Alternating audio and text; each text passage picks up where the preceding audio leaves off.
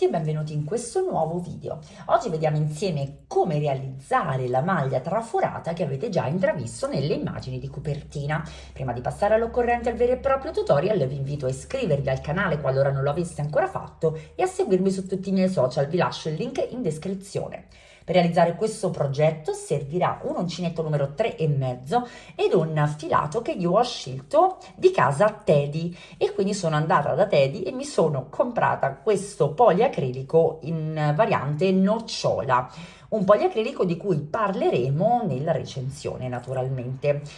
Detto questo, direi che possiamo munirci di marcapunti ago da lana forbici e iniziare con il tutorial. Lavoro il progetto su campione e per prima cosa dobbiamo realizzare una catenella che sia lunga tanto quanto metà della nostra circonferenza più ampia. Volendo andare a realizzare una maglia, nel mio caso abbastanza lunga, la mia circonferenza più ampia è quella dei fianchi. Prendo la misura dei fianchi, divido per 2 e realizzo appunto una catenella che sia lunga tanto quanto.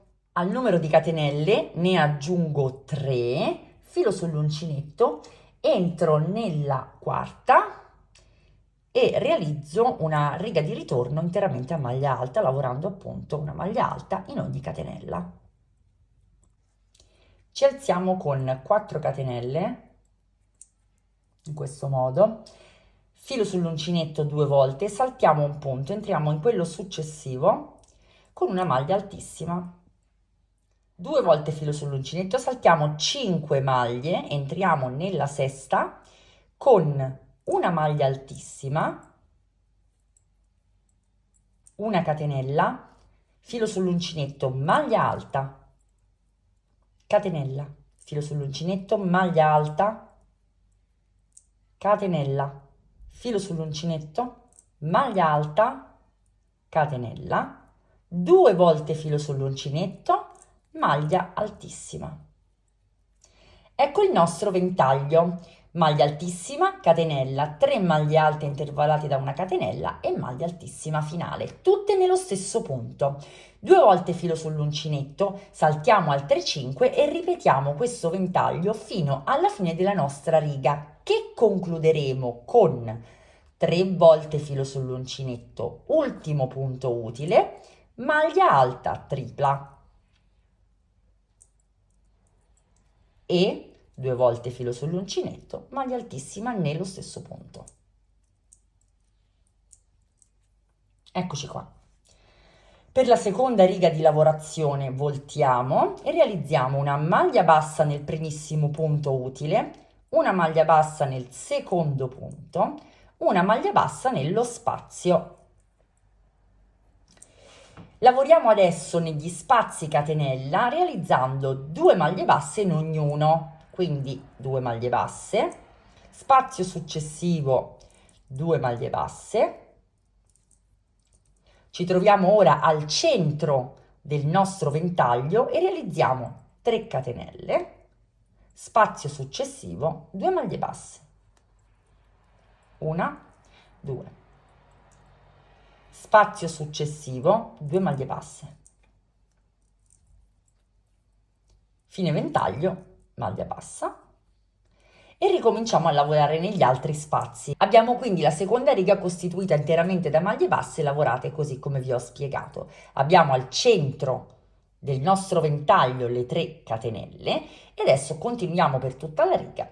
A questo punto ci rialziamo con 4 catenelle, 2 volte filo sull'uncinetto, voltiamo il lavoro, rientriamo nel punto con una maglia altissima e replichiamo i nostri ventagli, questa volta andandoli a lavorare all'interno di questo spazio centrale del ventaglio sottostante, quindi 2 volte filo sull'uncinetto, entriamo nello spazio e continuiamo la nostra lavorazione. Maglia altissima, catenella, 3 maglie alte intervallate da una catenella e così via. Le righe di lavorazione sono esclusivamente queste 2. Dobbiamo realizzare intanto 2 pannelli identici che arrivino alla lunghezza complessiva della maglia che noi desideriamo. mi sono fermata ad un'altezza di 70 centimetri. Ho unito i miei due pannelli dritto contro dritto in modo da avere il rovescio verso di me ed ho realizzato su ciascuno, nell'ultima riga, una serie di maglie alte proprio a cercare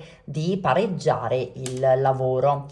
Una volta fatto questo ho apportato dei marker e quindi mi sono fermata a 17 cm dall'estremo margine per capire dove andare a creare poi lo scalfo della manica. Nel mio caso, per la mia taglia, 17 cm di distanza sono perfetti e quindi ho messo un marker da un lato e dall'altro.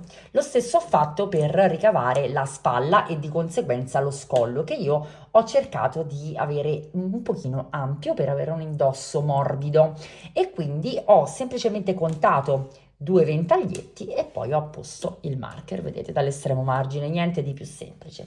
A questo punto possiamo andare a realizzare le prime cuciture prima di cominciare con la manica. Io ho già il filo attaccato, come vedete, al mio pannello e da qui mi aggancio all'ultimo punto del secondo pannello e inizio la mia cucitura semplicemente a maglia bassissima, prendendo tutto il punto. Non tirate mai il lavoro quando fate questa operazione, perché poi una volta rivoltato il lavoro sul dritto viene arricciato e diciamo che non è così esteticamente bello. Quindi andiamo avanti così con una maglia bassissima, prendendo tutti e due i pannelli e tutte e due le asoline del punto, fino ad arrivare al marker. Togliamo il filo, lo riagganciamo dal lato opposto e facciamo la stessa cosa. Per quanto riguarda invece la lunghezza, io ho deciso di lasciare uno spacchetto ai margini e quindi vado a stabilire l'altezza dello spacco. In questo caso penso che 5 ventagli possano essere sufficienti e quindi quando andrò a cucire allo stesso modo dallo scalfo fino alla fine mi fermerò prima della fine del mio pannello in modo da lasciare libera l'ultima parte da entrambi i lati. Completate tutte le nostre cuciture, ci andiamo ad agganciare al sottomanica. Siamo sempre sul rovescio. Ci inseriamo nel sottomanica con una catenella alla quale ne facciamo seguire altre 3. Filo 2 volte sull'uncinetto, entriamo nel punto successivo e realizziamo una maglia altissima. A questo punto utilizzeremo questi spazi come se fossero le famose 5 catenelle da saltare o 5 maglie e andremo a realizzare i nostri archetti dove parte poi invece il motivo in senso perpendicolare. 2 volte filo sull'uncinetto, entriamo nel punto corrispondente, maglia altissima, catenella, maglia alta, catenella, maglia alta, catenella, maglia alta e catenella. Concludiamo con una maglia altissima sempre nel primo punto, 2 volte filo sull'uncinetto, ci dirigiamo nel punto successivo e continuiamo alternando maglie basse e ventagli fino a raggiungere la lunghezza della manica che desideriamo. Terminiamo con un giro di maglia alta, ovviamente replichiamo per entrambe le maniche.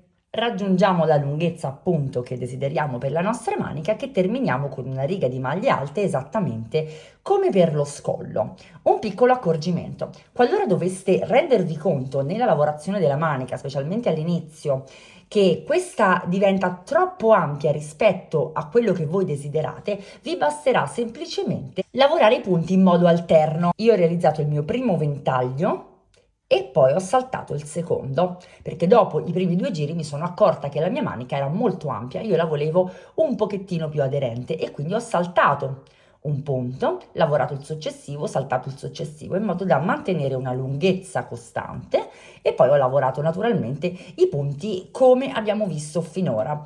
280 grammi per questa maxi maglia di una favolosa morbidezza, devo dire non me l'aspettavo, ma ne parleremo nella recensione del filato che uscirà a breve. Spero che possa esservi utile come capospalla per tutta questa stagione autunnale, con al di sotto una piccola canotta, perché no?